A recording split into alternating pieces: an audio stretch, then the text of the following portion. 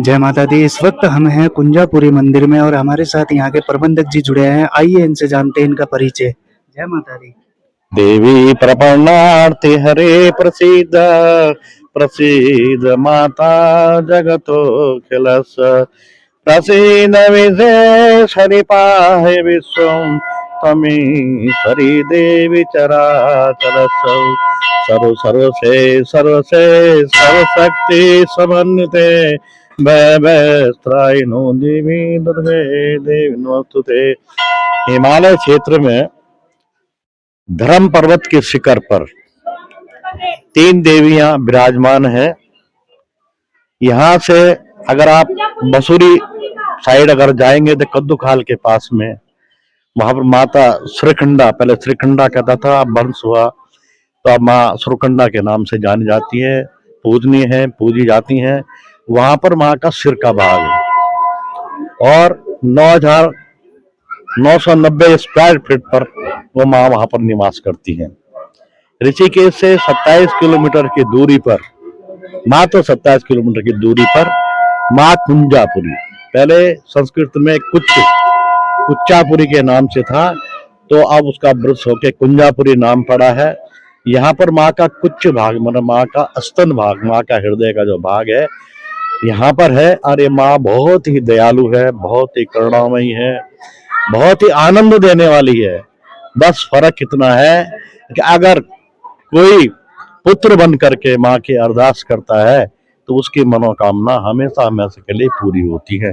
और भक्तजन यहाँ पर आते हैं अपनी चुन्नी लेकर के या नाला धागा लेकर के उसको पेड़ पर या यहाँ आसपास बांधते हैं, उनकी मन्नतें पूरी होती है, फिर उसको खोलने के लिए आते हैं। इसी तरह से ऋषिकेश से 70 किलोमीटर की दूरी पर देवप्रयाग है। वहां से 20 किलोमीटर नौलाखाल के पास में माँ चंद्रवदनी है। वहां माँ का चंद्र भाग है, नाभि से नीचे का भाग है। तो वहां पर अभी भी यह है कि जो भी श्रद्धालु कोई आता है, कोई आगंतुक आता है, चाहे पाठार्थी पूजा करने वाला है, वो गर्दन नीचे करके वहां पर पूजा करता है। जहां तक माँ का यहाँ पर ये स्थान की बात है, तो आप सभी जानते हैं कि भारतवर्ष में 51 शक्तिपीठ हैं। 51 शक्तिपीठ में से ये 3 मैंने मुख्य आपको बताई है कि माँ श्रीखंडा, माँ कुंजापुरी और माँ चंद्रवदनी। ये तीनों तो बहुत नजदीक पर है। तो धारी देवी भी है, राजराजेश्वरी है और भी कई देवी हैं। वो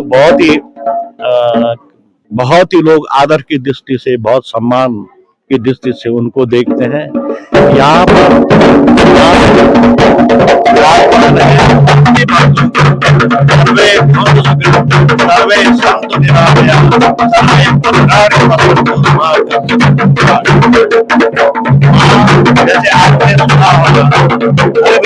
दक्ष प्रजापति जिन कनखल में जिन्होंने विशाल यज्ञ का आयोजन किया था, उस आयोजन में उन्होंने सभी देवताओं को बुलाया, लेकिन माँ सती और भगवान शंकर जी को नहीं बुलाया गया।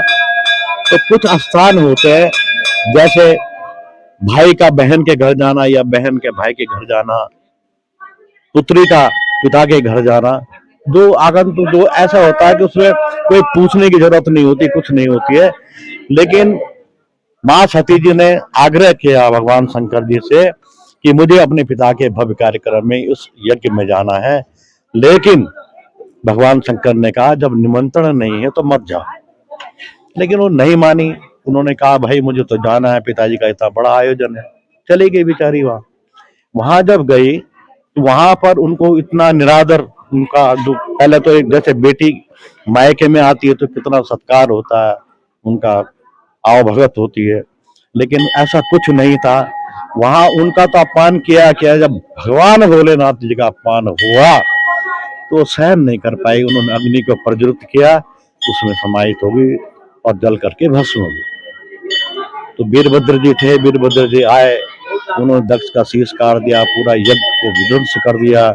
पूरा वहां पर इस ढंग से तांडव नृत्य हो गया कि लोग परेशान हो गए।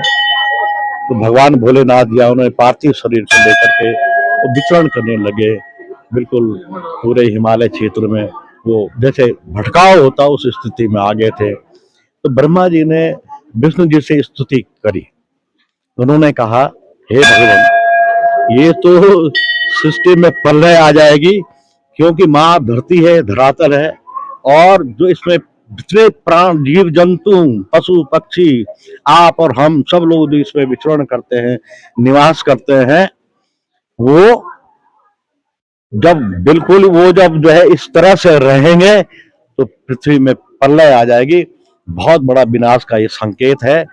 तो फिर विष्णु जी ने सुदर्शन चक्र से उनके अंगों को विभाजित किया, और इस ढंग से 52 शक्तिपीठ जगह जगह पर स्थापित हुई हैं। तो हिमालय क्षेत्र में मैंने जैसे आपको पहले बताया है कि 3 देवियां मुख्य रूप से हैं, जो बहुत ही चमत्कारी हैं, बहुत ही प्रभावकारी हैं, और बहुत पहले आप जानते भी होंगे, पहले यहाँ पर बलि प्रथा थी, तो केवल स्थानीय लोग यहाँ पर आते थे, और बहुत कम लोग, कम मात्रा में, चाहे अष्टमी हो, चाहे वैसे नवरात्र का पर्व हो, 50, 60, 100 लोग आते थे।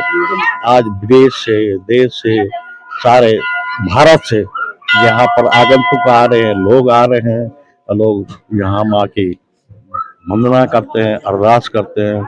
जो मेरा कहना केवल इतना ही है कि माँ के पास आओ, पुत्र बनकर आओ, आपकी कामना पूरी होगी। सर्वे भवन्तु सुखिनः, सर्वे सन्तु निरामया, सर्वे भद्राणि पश्यन्तु, माँ कश्चित् दुःखं भाग्यम्। आपके चैनल का बहुत बहुत स्वागत।